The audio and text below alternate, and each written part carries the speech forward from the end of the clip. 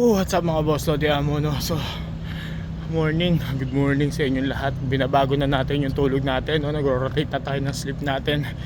Maaga tayo gumigising, tapos kahit medyo may tension, may warning ng mga attacks, pero kapag peaceful ang umaga, eto, tamang running tayo dito. So dito tayo ngayon sa Galleria area, Abu Dhabi Global Market, no? Para tong World Trade Center ng Abu Dhabi. Pero hindi dito yung World Trade Center. Basta parang ganun siya. Parang business hub siya. So ngayon, takbo muna tayo, no? Balik Alindog. Matagal tayo na choke, no? Masyado tayo na stress sa kung ano man nangyayari dito sa paligid natin. Pero hindi tayo pwede magpa-apekto ng na nangyayari. Regardless kung umulan, bumagyo, gumera, gumuhumundo, ikaw at ako, hindi, napakatawa dun. Anong sitwasyon natin, tuloy-tuloy lang, no? Kasi dapat committed tayo dito, committed tayo sa self-improvement. Na-choke tayo ng ilang araw pero bawi tayo. So ayun, rat-rat muna tayo guys, takbo-takbo, no? Balik Alindog. Ayan, ito tayo. Let's go.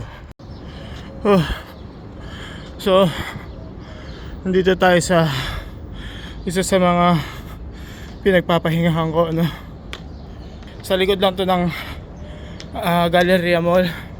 Makikita nyo, ayan, may view ng cityscape, ng city, tsaka may mga pahingahan. Tapos tatakbo tayo sa gilid ng gilid ng ilog, no? May ilog kasi dito. So ayun, medyo hiningal ako. Isa lang magiging challenge sa akin pag gantong challenge. Isa lang magiging challenge sa akin sa mga gantong morning run, no? Dahil Ramadan ngayon guys, hindi ako pwedeng uminom ng tubig dahil may araw na. Medyo natutuyot na yung lalamunan natin, pero it is what it is. Kailangan tiisin, ganun talaga, no? Ginusto ko to panindigan natin. Either way, ilang araw na lang naman tapos na yung Ramadan. So ito, pakita ko sa inyo yung view dito. Ba, ganda.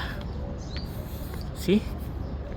So dyan ka pwedeng tumambay. Yan, upo ka dyan, relax ka, no?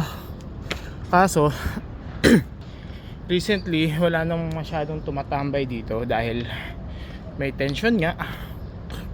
So medyo takot sila na lumabas ng bahay. Tayo hindi, dahil alam naman natin na hindi nagpapabaya ang gobyerno ng UAE, no?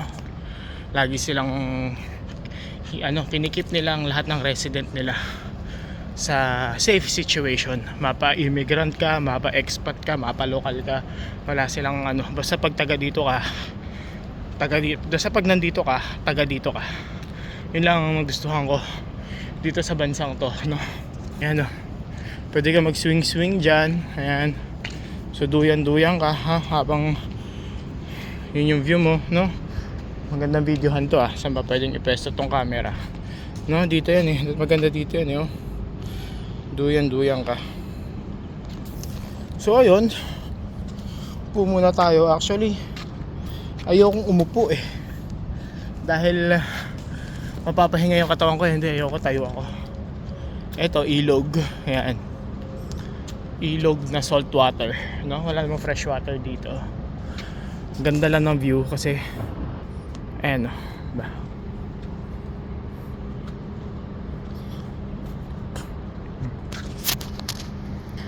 ngayong araw walang hangin, so hindi siya ganun ka presko. Medyo nagpapawis tayo kahit malamig yung weather natin or temperature natin today is 22 degrees. Kaso medyo pawis tayo dahil walang hangin. Pero good naman so far. Hindi naman siya yung excruciating na mainit na weather, no? So takbo muna tayo guys, no? Ayoko muna magpahinga dahil wala pa tayo sa kalahati ng pupuntahan natin. And saan ba tayo? Hindi ko alam kung saan tayo iikot. Pero balik tayo dun sa taas. Tapos hanap to ulit tayo ng isang mapagpapahingahan. Tapos kwentuhan tayo dun, no? May mga ikukwento ko sa inyo na mga realizations ko nito mga nakaraang araw. So let's go. Takbo-takbo ulit tayo, guys.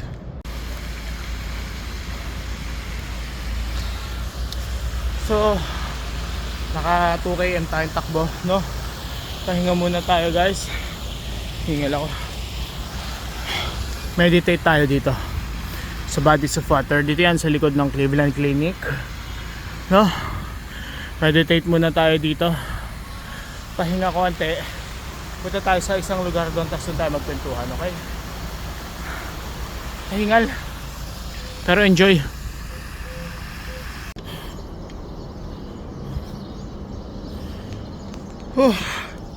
So ayun, guys, no, dito tayo sa likod ng Cleveland. Umikot tayo para medyo malayo yung takbuhin natin. So as you can see, no, ayan, may mga nagra-running din. Pahinga muna tayo dito, tapos hanap tayo maupuan, tapos kwentuhan muna tayo saglit, no? Let's go. Ganda dito. First time ko marating tong side na to, guys, no? Kasi di pa tayo napapadpad dito eh. Ganda pala dito. Maganda palang ano dito. Magandang tambayan. So okay, next time ikot tayo doon, no? Ayan. Ikot tayo doon. Pwede pala yun. Hingal na ako. Takbo-takbo muna tayo, guys, no? Tapos mamaya pahinga tayo, kwentuhan tayo. Let's go. So ayun nga, no? Ayan, tayo. May alut. So ayun nga, sa mga nagdaang araw, no, may mga realization din ako na somehow nakatulong sa akin.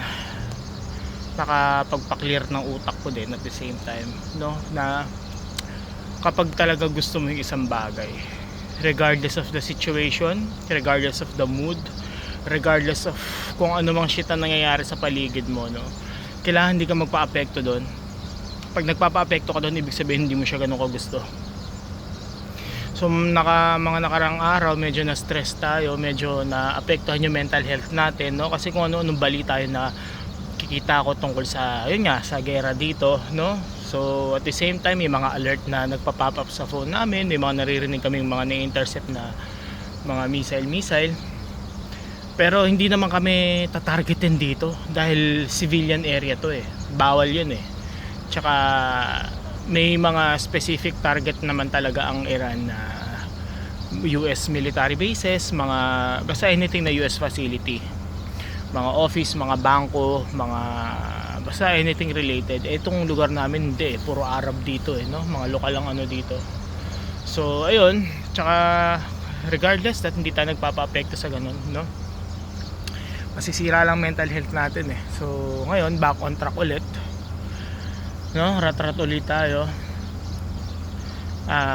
Yung gym natin, actually kaka-expire lang na membership ng gym natin. Magpapa-member ulit tayo next week.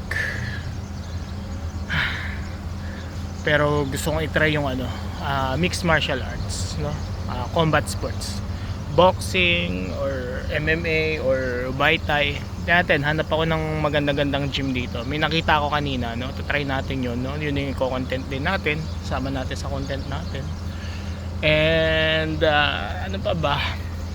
Bibili akong camera na ano, hindi, gamitin ko na lang yung luma ko, no? Gusto kong magbalik content ulit, gamitin ko yung GoPro. Balik content tayo, guys. Rat-rat tayo. This is it. Ito na yun, no? Tapos tuwing gabi mag solo cast tayo. Yun lang naman ng mga realization ko, no? Kaya sa mga tropa natin dyan na actually hindi lang naman sa gera, no? Kung meron kang shit sa buhay na alam mo yun, nangyayari na experience, dapat hindi ka magpadala doon. Dapat committed ka pa rin sa pinlano mo noong day one, no? Kasi yun talaga yun eh. Aabutin ka talaga ng ano eh, ng kashitan sa buhay eh. Mga shit na yan, dadating at darating talaga yan. Hindi mo maiwasan yan dahil part yan ng growth mo, no? So hindi ka mahahasa hanggat walang gaspang. Gets nyo ba? Ganda ng ano ko, no? Ganda ng reference ko doon. Actually nagpapaplan sa utak ko noon eh, no? Hindi ka tatalim hanggat hindi ka nakaka-experience ng gaspang, no? 'Di ba? Usually pag kami lilihahin ka, kailangan mo ng magaspang para kuminis, 'di ba? Kung may hahasain kang kutsilyo, kailangan mo ng magaspang na bato para tumalim. So ayun, yun lang naman ang mga realizations natin in the past few days. So rat-rat tayo. Yan. Ito, tatakbuhin natin ulit pag ganun, tapos balik tayo papunta doon, tapos tawid na tayo, uwi na tayo sa atin. So let's go guys, tara. At sa mga hindi pa nakasubscribe dyan, no, ang ano ng utak ko ngayon guys, medyo inaano ko kasi kiniklin ko yung, dinedeclutter ko yung utak ko. Kaya as much as possible ayoko mag-isip ng kung ano-anong bagay, no? So subscribe na lang or pakishare na lang mga boss Lodi Amo, and see you ulit sa mga susunod nating videos. Back on track, let's go.